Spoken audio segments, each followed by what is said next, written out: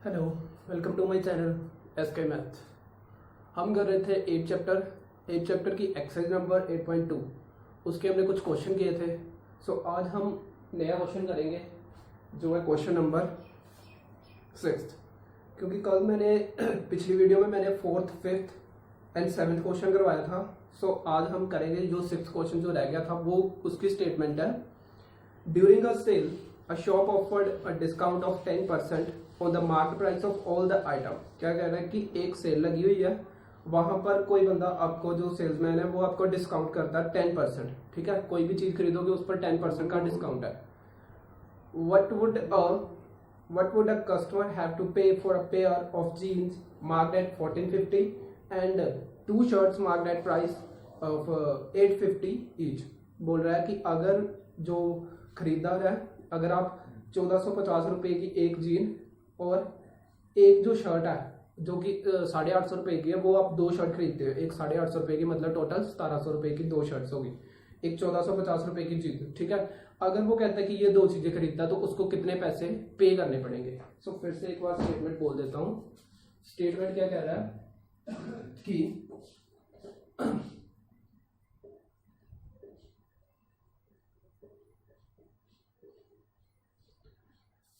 एक सेल्समैन है, मतलब सेल लगी हुई है, वहां पर डिस्काउंट है 10% एट एवरी आइटम। मतलब कोई भी आइटम हो, मतलब कोई भी आइटम है, उसके ऊपर जो डिस्काउंट है वो कितना है, 10% है। मतलब अगर आप कोई भी चीज होगी 100 रुपए की हो, उस पर आपको 10 रुपए की छूट होगी। ठीक है, ये डिस्काउंट का मतलब होता है। ठीक है, देन फिर वो बोल रहे हैं कि अगर जो खरीदार है वो क्या करता है, एक जीन खरीदता है जो कि 1450 रुपए की है। ठीक है, और दूसरा वो क्या खरीदता है, दो शर्ट खरीदता है, टू शर्ट्स खरीदता है, जो कि एक जो है वो 850 की है, तो दो कितने की होगी, 1700 रुपये की। ठीक है, ये टोटल हो गया, ये 1700 और ये 1450, टोटल हो गया 3150, मतलब 3150 ये रुपये। मतलब उसने इतने की जो है वो से मतलब खरीदारी करनी है। ठीक है, एक जीन और दो शर्ट खरीदता है, तो वो बोलता है कि अगर इस पर 10% का डिस्काउंट है तो उसको पैसे कितने पे करने पड़ेंगे ये बताना। अब देखो, डिस्काउंट का मतलब यही होता है कि अगर आप कोई चीज जो है वो 100 रुपए में है तो वो आपको 90 रुपए में मिलेगी। मतलब अगर 10% डिस्काउंट है, अगर 50% डिस्काउंट है तो कितना होगा, सीधे 100 रुपए की है तो 50 रुपए की मिलेगी। ठीक है, जैसे कि आप दुकानों में भी जाते हो तब भी, मतलब कई शोरूम्स में वगैरह में क्या होता है, डिस्काउंट लगा होता है, सेल लगी होती है, तो वहां पर क्या होता है, ऐसे ही लिखकर उन्होंने लगाया होता है कि 20% है, 25%, ऐसे करके डिस्काउंट लगा होता है। तो वही डिस्काउंट की बात कर रहा है कि किसी शोरूम में क्या हुआ कि 10% की सेल लगी हुई है डिस्काउंट पर, तो वो अगर ये दो चीजें खरीदता है तो उसको कितने पैसे पे करने पड़ेंगे। अब जितने बने उससे तो 10% कम ही होगा ना, जैसे 100 रुपए या तो 100 रुपए में 90 रुपए उसे पे करने पड़ेंगे। सो उसका बना है टोटल 3150, यानी कि 3150। ठीक है, तो उसने बोला है कि यहाँ पर उसे कितने पैसे पे करने पड़ेंगे। सो पहले हम लिख लेते हैं, ये निकालना है। अब क्वेश्चन नंबर है 7। ठीक है, तो पहले बोल रहा है मार्केट प्राइस। मार्केट प्राइस का मतलब होता है जो दुकानदार ने प्राइस लगाया होता है कि कितने की एक जीन जो है वो कितनी। मार्केट प्राइस ऑफ जीन का मार्केट प्राइस कितना है, 1450 रुपीज। ठीक है, then market price of one shirt, एक शर्ट का जो मार्केट प्राइस है वो कितना है, वो है 850 रुपीज। तो उसने खरीदी कितनी है, टोटल 2। इसका मतलब market price of two shirts कितना हो गया, 2 को मल्टीप्लाई कर दो 850 से तो आ गया 1700 रुपीज। ठीक है, तो ये आपके पास हो गया शर्ट्स का। देन अब जो उससे टोटल पैसे पे करने हैं वो कितने हैं, टोटल पैसे पे करने वाले, मतलब टोटल जो दोनों का मिलाकर मार्केट प्राइस होगा वो कितना होगा। So market price of one jean and या टोटल मार्केट प्राइस लिख लो सीधे, total market price is equal to market price और जिस पर, मतलब जो जीन पर जैसे रेट लिखा हुआ है, कितना रेट लिखा हुआ है वो मार्केट प्राइस। तो टोटल मार्केट प्राइस कितना, 1450 प्लस जो उसको पेड करना पड़ेगा वो तो ये होगा, मतलब बिना डिस्काउंट के अगर करेगा तो 3150 रुपीज। इतने पैसे उसे पेड करने पड़ेंगे, मतलब वैसे अगर डिस्काउंट नहीं है तो, बट अब डिस्काउंट है तो डिस्काउंट कितना है देखो, डिस्काउंट कितना है, डिस्काउंट है उसके पास 10% का लगा हुआ है, ठीक है। तो हम पहले डिस्काउंट निकालते हैं कि कितना डिस्काउंट होगा इसको इसमें से, ठीक है। तो वो निकालने का फॉर्मूला है कि अगर आप डिस्काउंट परसेंटेज निकालना चाहते हो, सबसे पहले मैंने एक इंक्रीज डिक्रीज वाला फॉर्मूला करवाया था, ठीक है। Same question same formula discount वाला भी है। तो डिस्काउंट परसेंट का formula discount divide by market price जो है, तो वहां पर मैंने लिखा था कॉस्ट प्राइस जो, या किसी भी चीज का जो रेट होगा, ठीक है। तो वो मार्केट प्राइस मल्टीप्लाई 100। तो देखो डिस्काउंट तो हमें पता नहीं है कि कितना है, पता है बट परसेंट में पता है, तो परसेंट वाला तो इधर आएगा ना, डिवाइड बाय मार्केट प्राइस कितना टोटल 3150 मल्टीप्लाई 100। अब देखो ये वाला जीरो ये वाले जीरो से कैंसिल हो।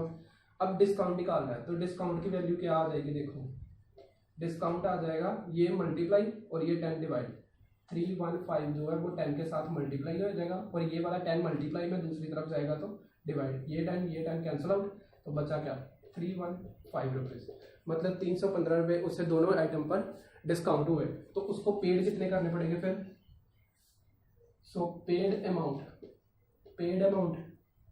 कितना होगा फिर 3150 में से 315 जो है वो माइनस कर दो, तो कितना आ गया 5 3 एंड 7 2 27 30 रुपीज़, 235 रुपये उसे पे करने पड़ेंगे, ठीक है। सो ये है क्वेश्चन जो था डिस्काउंट वाला 7th क्वेश्चन का आंसर, ठीक है। ये नोट कर लो।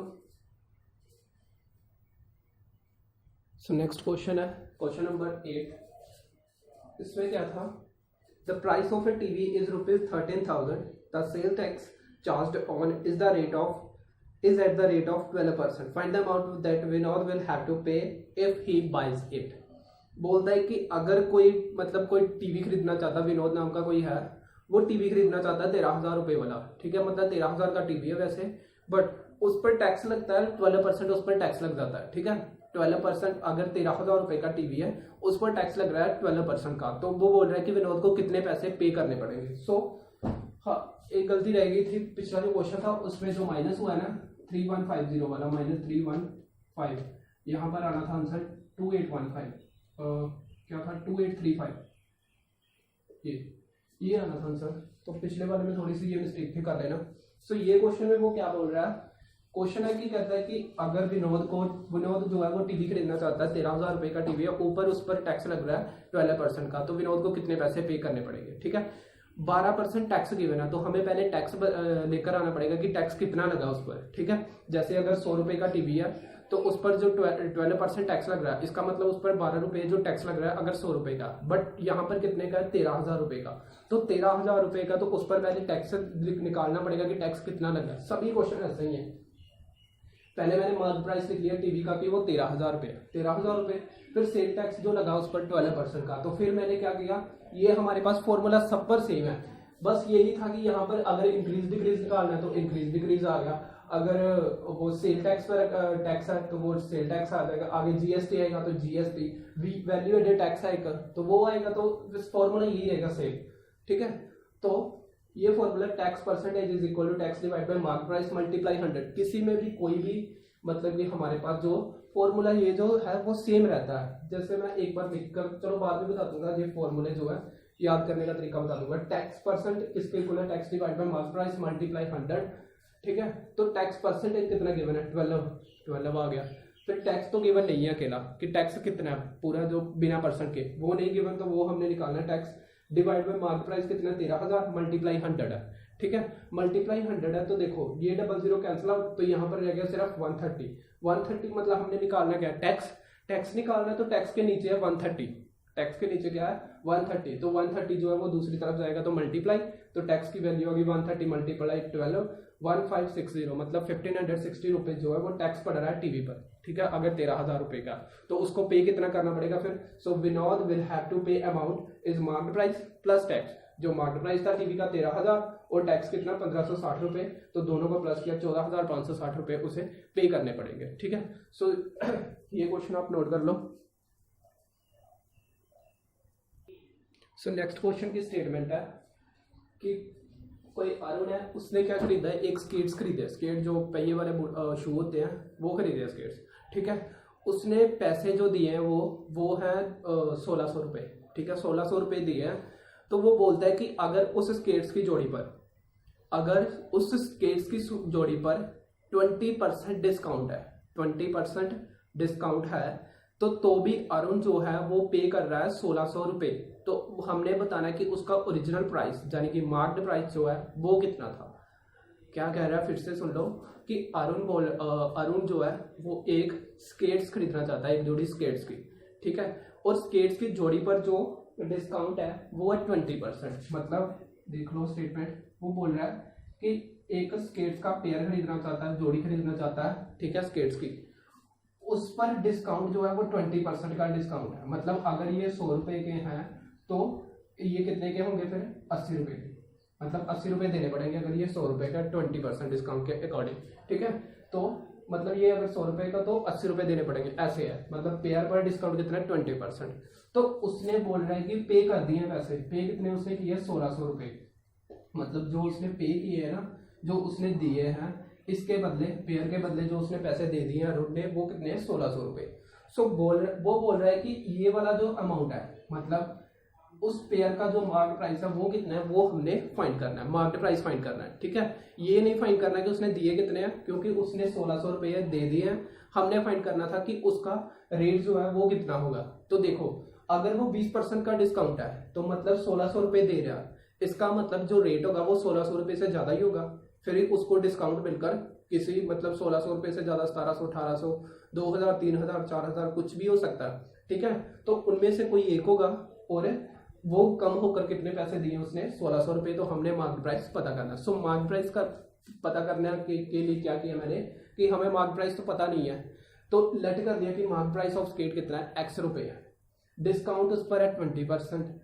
क्योंकि ये मैंने लेट कर दिया खुद से, क्योंकि मुझे पता नहीं है मार्केट प्राइस कितना है, तो वो मैंने लेट कर दिया कि x रुपये है। हमें ये पता था कि डिस्काउंट 20% है और जो उसने अमाउंट पे किया वो है 1600 रुपये, ठीक है। तो हमें फॉर्मूला वही डिस्काउंट परसेंट का फॉर्मूला लगाया, ठीक है, जो वैल्यू है वो पुट कर दी, डिस्काउंट परसेंटेज 20, देन डिस्काउंट तो पता नहीं है, तो डिस्काउंट का डिस्काउंट जो मार्केट प्राइस है वो कितना है x मल्टीप्लाई 100। फिर हम क्या निकालते हैं, डिस्काउंट निकालते हैं यहाँ से। तो डिस्काउंट निकालो, डिस्काउंट निकालने के लिए ये x 20 के साथ मल्टीप्लाई और 100 डिवाइड, तो डिस्काउंट की वैल्यू होगी 20 मल्टीप्लाई x डिवाइड बाय 100, ठीक है। देन अब ये वाला जीरो के साथ कैंसिल आउट, ये 2 बच गया ना, तो 2 5 10, यहाँ पर 10 बचा था, यहाँ पर 2 बचा था, तो 2 5 10, ये 5 पर आ गया, ठीक है। तो ऊपर बच गया सिर्फ x, नीचे बच गया 5। तो x बाय 5 क्या है, डिस्काउंट है अगर x रुपए की चीज है तो, ठीक है। मतलब अगर x रुपए की चीज है ना, तो उसको पैसे जो देने पड़ेंगे वो कितने हैं, x में से x बाय 5 माइनस करके, ठीक है। सो हमारे पास फॉर्मूला क्या था, पेड अमाउंट का, पिछले क्वेश्चन में जो दिया था वही यूज कर रहा हूँ। पेड अमाउंट का फॉर्मूला था मार्केट प्राइस माइनस डिस्काउंट, वही यूज किया। पेड अमाउंट जो उसने अमाउंट पे किया है वो 1600 रुपये है, मार्केट प्राइस जो है वो x रुपीज है, माइनस डिस्काउंट x बाय 5। तो इसको सॉल्व करके आपने क्या निकाल लेनी है, x की वैल्यू। सो करते हैं, इसको सॉल्व कैसे करते हैं, 5 को x के साथ मल्टीप्लाई, 5x माइनस x और दोनों का एलसीएम 5, ठीक है। 5x minus x divide by 5। आपको ये पता है कि कैसे करते हैं, अगर किसी के नीचे पूछना हो तो 1 लगा देते हैं। तो ये कैसे करते हैं, फिर 5 को इधर मल्टीप्लाई, 1 को इधर मल्टीप्लाई, 5 को x के साथ 5x, 1 को x के साथ अकेला x, तो इन दोनों को आपस में 5 1 5। सो ये आ गया। अब देखो ये 5 जो है वो इधर जाएगा तो मल्टीप्लाई 1600 के साथ मल्टीप्लाई हो गया, 5x माइनस x किया तो कितना आ गया 4x। अब x की वैल्यू निकालनी है, तो x की वैल्यू निकालनी है 4 एक्स्ट्रा, तो 4 मल्टीप्लाई में वो डिवाइड हो जाएगा दूसरी तरफ जाकर, ठीक है। तो फिर 5 ये आ गया, 5 मल्टीप्लाई 1600 डिवाइड बाई ये वाला 4, ठीक है, क्योंकि x मैंने इधर लिख दिया दूसरी साइड। अच्छा, तो x की वैल्यू क्या होगी, ये देखो 4 1600, अगर 4 को 1600 से मतलब 1600 को 4 से डिवाइड करोगे तो आंसर कितना होगा 400, जब डिवाइड करोगे तो ये आ जाएगा 400, ठीक है। तो हमारे पास बच गया 5 मल्टीप्लाई 400, तो 5 को 400 से मल्टीप्लाई करोगे तो 2000 रुपीज क्या हो गया इसका मार्केट प्राइस। सो ये था 8th क्वेश्चन, ये भी नोट कर लो। नेक्स्ट 2 क्वेश्चन है हमारे पास वो सेम है, मतलब 9th और 10th और 11th। 9th क्वेश्चन मैंने करवा दिया, 10th और 11th भी स्टेटमेंट के सेम है, ठीक है। देखो वो बोल रहा है कि एक मतलब I purchase the hair dryer of for 5400 rupees including 8% value added tax, find the price before value added tax was added. क्या कह रहा है कि मैंने एक हेयर ड्रायर खरीदी है 5400 रुपीज़ की खरीद ली है, 5400 रुपीज़ की, ठीक है। उस पर एक टैक्स पड़ रहा है जिसको हम वेट टैक्स बोलते हैं, वैल्यू एडेड टैक्स पड़ रहा है, टैक्स ही है एक तरह का। तो वो टैक्स पड़ रहा है कितना, 8% टैक्स पड़ रहा है, ठीक है। तो वो बोल रहा है कि ये टैक्स पड़ने के बाद उसकी कीमत हो जाती है 5400, मतलब जो मैंने पे कर दिए हैं कि 5400 रुपीज़ उसकी कीमत होगी, ठीक है। तो उसका मार्केट प्राइस हमने पता करना है। तो पिछला क्वेश्चन था वो भी सेम था, बस यहाँ पर क्या था, डिस्काउंट, और डिस्काउंट की जगह पर यहाँ पर क्या है, ये पेड अमाउंट है ना, ये पेड अमाउंट है जो मैंने पेड कर दिया, पेड अमाउंट, ठीक है। ये क्या, पेड अमाउंट जो मैंने पेड कर दिया 5400, जैसे पिछले क्वेश्चन में 2000 रुपये 1600 रुपये दे दिए थे, ठीक है। तो हमारा जो ओरिजिनल था वो क्या आया था 2000। वैसे ये क्वेश्चन है, पेड अमाउंट जो 5400 दे दिए हैं, बट वैल्यू टैक्स एडेड हुआ वहाँ पर 8%। तो वो बोल रहा है कि वैल्यू एडेड टैक्स लगने से पहले उसके पैसे कितने थे, तो वो जैसे पिछला किया था, ठीक है। तो आपने वही फॉर्मूला, डिस्काउंट की जगह पर सिर्फ वैल्यू एडेड टैक्स लिखना है, बाकी मार्केट प्राइस को आप लेट कर लेना एक्स, ठीक है। तो ये क्वेश्चन है, ठीक है।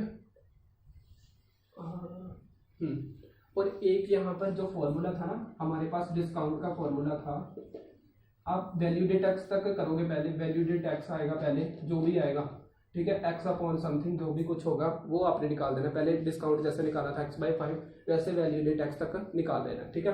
फिर आगे जो डिस्काउंट का फॉर्मूला था वो हमारे पास था, मतलब जो मार्केट प्राइस का फॉर्मूला था वो था जो पेड अमाउंट का फॉर्मूला था मार्केट प्राइस में, पेड अमाउंट डिस्काउंट वाली केस में वो था MP माइनस डिस्काउंट, ये था ना। बट इसमें क्या होगा, इसमें हमारे पास जो फॉर्मूला का वो क्या होगा, market price plus value added tax, ठीक है, ये फॉर्मूला होगा। बस ये डिफरेंस है बस, पेड अमाउंट का जो फॉर्मूला है ना वो चेंज होगा बस, क्योंकि ये डिस्काउंट होता है, डिस्काउंट क्या करता है, कम होता है, बट वैल्यू एडेड टैक्स का मतलब टैक्स कोई भी लगता है तो वो क्या करता है, चीज का रेट बढ़ा देता है, ठीक है। अगर डिस्काउंट लगेगा तो वो कम कर देगा, अगर टैक्स लगेगा कोई भी तो वो क्या कर देगा, प्लस कर देगा उसमें। सो ये वाला फॉर्मूला आपने लास्ट में बस यूज करना है, बाकी क्वेश्चन सारा सही है तो वो ये अपने खुद क्वेश्चन करना है। नेक्स्ट क्वेश्चन 11 है, उसमें भी वो यही बोल रहा है, सेम है कि किसी आर्टिकल को उसने खरीदा है 1239 रुपये में, मतलब उसने पैसे दे दिए हैं, पेड अमाउंट, PA मैं लिख देता हूँ, पेड अमाउंट, और उस पर टैक्स लगा है GST नामक जो टैक्स है वो लगा है कितना, 18% उस पर टैक्स लगा हुआ है। तो वो बोल रहा है फिर से ये कि इसका मार्केट प्राइस ही पता करना हमने, ठीक है। तो जैसे पहले हमने मार्केट प्राइस पता किया था, इस क्वेश्चन में जैसे करोगे वैसे ये वाला फॉर्मूला सेम रहेगा, VAT की जगह पर GST आ जाएगा, ये प्लस वाला फॉर्मूला ही यूज होगा, ठीक है।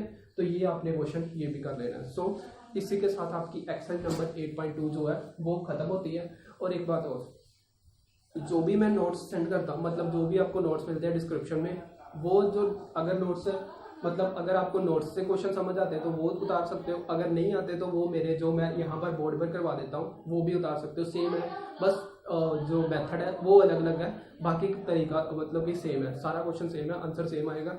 आपको अगर ये जो मैं तरीका समझा तो ये समझ लगता तो आप ये नोट कर सकते हो क्वेश्चन, अगर नहीं लग मतलब अगर बाई चांस आपको ये मिस हो जाता आपका तो आप नोट्स से भी स्टेटमेंट जो सोल्यूशन है वो ले सकते हैं, ठीक है। सो आज के लिए बस इतना ही, ओके, थैंक यू।